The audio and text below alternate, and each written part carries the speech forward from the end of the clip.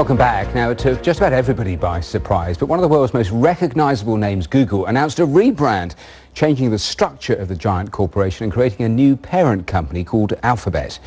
Google's founder said it would make the company more accountable. Certainly investors like the sound of it. Shares jumped by 5%. Well, the Google name keeps its best-known businesses like the search engine and YouTube, but its newer ventures like the smart home division Nest or the development of self-drive cars will be run by Alphabet.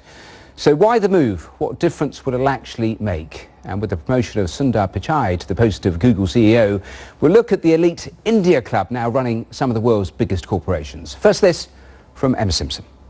The mighty Google, best known for being the world's biggest search engine, making millions from online adverts.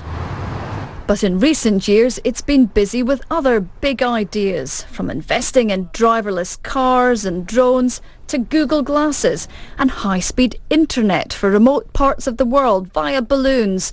Now all this future technology is being hived off in a big corporate shake-up. The core business, Google, is going to be just part of a much wider company, Alphabet. The future of Google could be, or Alphabet, could be vastly different now. It could be robotics, it could be health, it could be processing information essentially, which is what Google has been doing for 10 years. And this gives the company the breadth and the ability to explore, to see what could be next, and to give investors a clear idea about where it's spending its money and where it's making its money. A software developers conference, Google style, exciting stuff. Google has revolutionized many of our lives.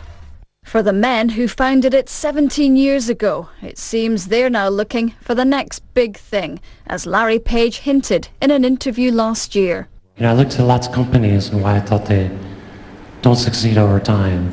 And we've had a more rapid turnover of companies. And I said, what did they fundamentally do wrong? Like, what do those companies all do wrong? And usually it's just they miss the future. He says this business isn't conventional and doesn't want it to become one. But whatever happens, we're still likely to be Googling away for a very long time to come. Emma Simpson, BBC News. Well, Mr. Pichai has been congratulated from all over the world. Let's just go through a few of the tweets. The Indian Prime Minister Narendra Modi, first of all, he has tweeted, "Congratulations, Sundar Pichai. My best wishes for the new role at Google." Also one here from Apple CEO Tim Cook, who also says congratulations on your promotion, a view shared by the executive chairman of the new Alphabet, Eric Schmidt, who said really excited about the vision and brilliance of Sundar. He's going to be a great CEO. And one final one to show you. It comes from Mumbai Congress President Sanjay Nirapam, who says, glad to know that the newly appointed CEO of Google is the third Indian origin person to head such a top-rank multinational corporation. Congratulations to him. So just a few of the tweets, and as that last tweet suggested, he isn't the only Indian CEO to front a global brand. Microsoft's Satya Nadella is another notable example. He was appointed as CEO in February of last year. Shantanu Narayan is the president of CEO of Adobe Systems. He began his career at Apple.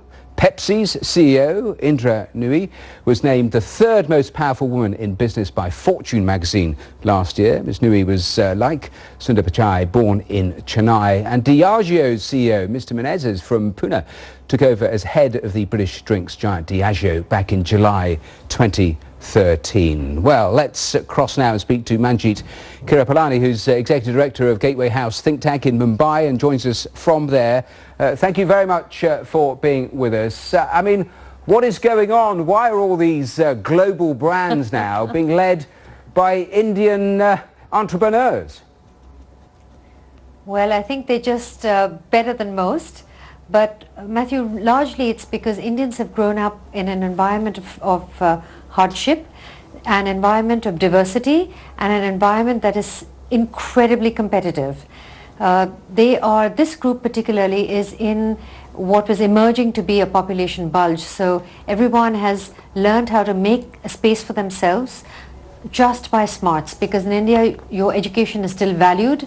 And so when they go to a place in the United States which works on systems, they truly excel, because not only are they good at their at their work in terms of their education, but they have also learned to work with incredible diversity and to manage people and to manage environments. Yeah, that's interesting. You talked of the Indian educational system. Are these people products of the Indian education system or American business schools? No, they are definitely products of the American business system, but they get their polish from the American business schools. As I said, the Indian education system is extremely competitive, and there are a vast number of young Indians who are trying to get into a very small number of seats available in these institutions. So they swat when they're very young, from when they're 10 or 11 years old, to be able to achieve their dreams. It's interesting because those other BRIC countries, the Chinas, the Brazils, we're not seeing a similar presence, even though the background, the sorts of things you've just been describing, are similar to those other countries. Yes, they are, but we have a great advantage. We all speak English, and Indians now think in many languages, and with equal fluency, Indian languages and also English. It's like another Indian language. And that enables us to have a global position and a global positioning. Ah, that's interesting. Now, tell me more about Sundar Pichai, because I mean, he's rocketed through the ranks at Google. He's been there for quite a time. Tell me more about him.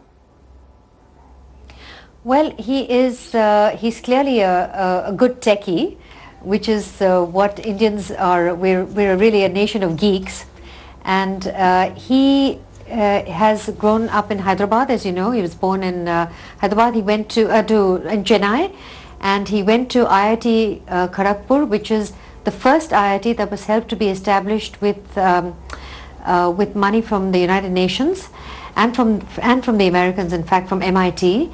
They have a first-rate educational system there, and after being at Kharagpur, he then moved on to the United States, went to Stanford and then to business school.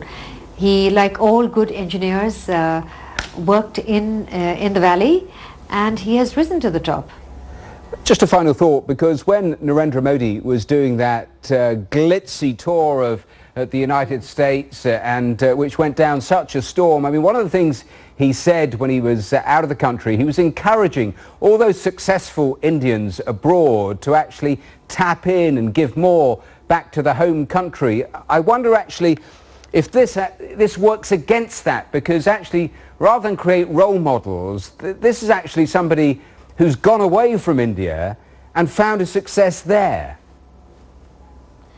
You know, you can take the boy out of India, but you can't take India out of the boy. It is he is a global success. Google is a global company. It's investing in India. It really doesn't matter. These are Indian brains that are going to be beneficial for the world. Narendra Modi is thrilled about that, because he really does believe that the world belongs to India, and so he's playing right into his narrative. Well, Manjeet, thank you so much for being with us on today's programme. Thanks for those thoughts. Now, let's stay in India. Thanks for watching today. See you at the same time tomorrow. Bye-bye.